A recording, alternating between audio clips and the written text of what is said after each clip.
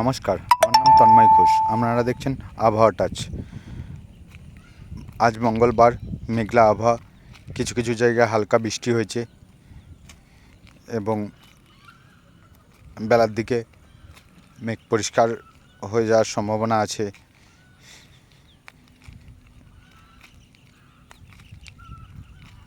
কাল মেঘলা আবহাওয়া থাকবে এবং কিছু কিছু জায়গায় ভারী বৃষ্টি হবে, যেমন বাঁকুড়ার বর্ধমান, বিষ্ণুপুর, বর্ধমান এগুলো দিকে ভারী বৃষ্টি হওয়ার সম্ভাবনা আছে।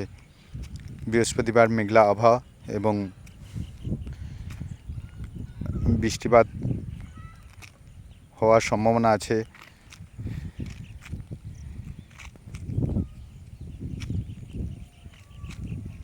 যা মেঘের আবহাওয়া দেখা যাচ্ছে।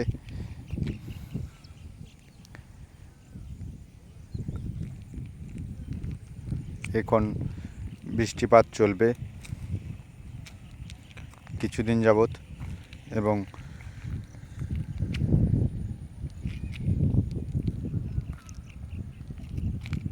শনিবার এবং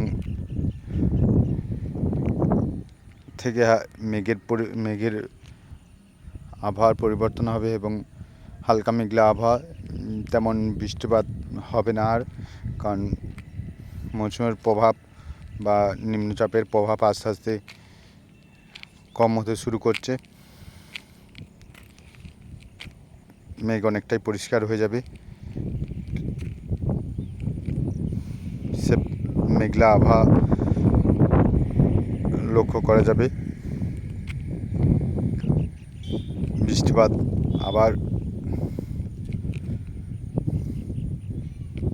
এখন 2-4 দিন, কোনো সোমবার থেকে বৃষ্টিপাতের তেমন প্রভাব দেখতে পাওয়া যাচ্ছে না।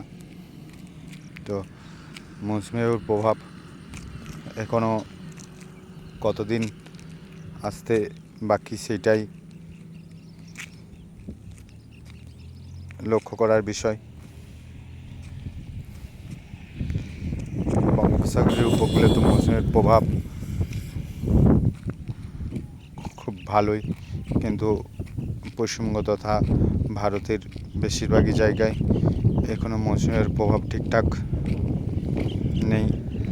এই মৌসুমি বায়ু বা নিম্নচাপের প্রভাবে যে বৃষ্টিপাত হলো, তো খুব হালকা ধরনের বৃষ্টিপাত হলো, তেমন ভারী বৃষ্টি লক্ষ্য করা যায়নি।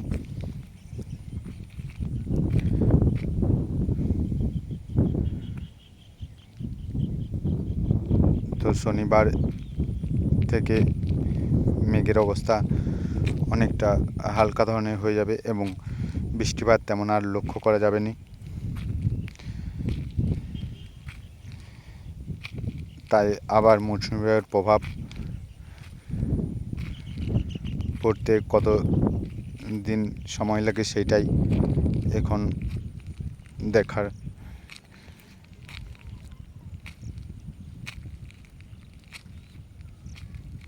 যা হোক, তাপমাত্রার প্রভাব থেকে অনেকটা রেহাই পাওয়া গেছে এই মৌসুমি বায়ু বা মেঘলা আবহাওয়ার প্রভাবে। যে ভীষণ তাপমাত্রা পারদ উঠে গিয়েছিল, তার থেকে এই মেঘলা আবহাওয়া বা মৌসুমের প্রভাবে তার থেকে পারদ নেমে 35-36 ডিগ্রিতে তা এখন বর্তমান, এবং দিনের সর্বোচ্চ তাপমাত্রা 25-26 ডিগ্রি।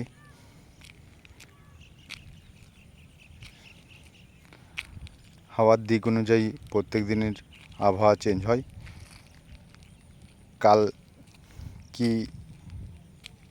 কাল কেমন আবহাওয়া থাকবে সেটা হাওয়ার দিক অনুযায়ী সেটা কালই বোঝা যাবে। এখনো পর্যন্ত যা দেখতে পাওয়া যাচ্ছে, মেঘলা আবহাওয়া লক্ষ্য করা যাচ্ছে।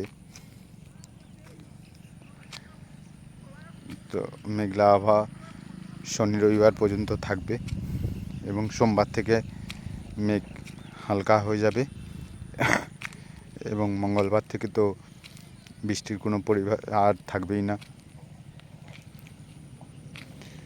তাই এই মৌসুমি বা নিম্নচাপে তেমন বৃষ্টি হলো না, এটাই।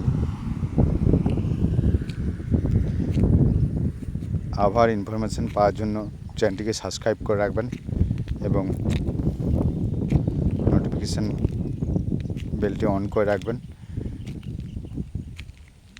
লাইক এবং শেয়ার অবশ্যই করবেন। ধন্যবাদ।